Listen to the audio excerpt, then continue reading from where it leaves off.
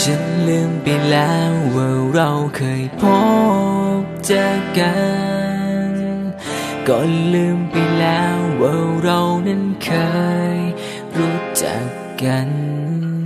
ยังมีอีกไหมคำถามก็ให้รีบถามมาไม่ค่อยมีเวลาฉันคงจะต้องไปโดนเขาทิ้งมาหรือยังไงจึงมาหาพูดจาทักทายหากจะอ้อนวอนให้ตายคงไม่กลับไปเป็นเหมือนเก่าที่เสียน้ำตาก็แปลว่าหมดรักเธอรักกันจำไว้เสมอต้องไม่ทำให้มีน้ำตาลึกซึ้งมากมายแค่ไหนมันเจ็บและจำได้ทุกภาพนั้นติดตาหันหลังถอยไปดีกว่าอย่าหาว่าไม่ดู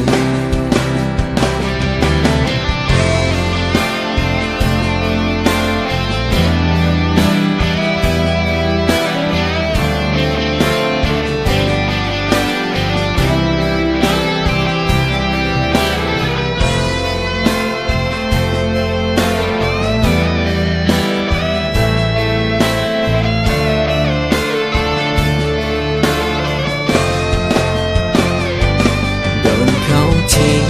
มาหรือยังไงจึงมาหาพูดจาทักทายหากจะอ้อนวอนให้ตายคงไม่กลับไปเป็นเหมือนเก่าที่เสียน้ำตาก็แปลว่าหมดรักเธอรักกันจำไว้เสมอต้องไม่ทำให้มีน้ำตาลึกซึ้งมากมายแค่ไหนมันเจ็บและจำได้ทุกภาพ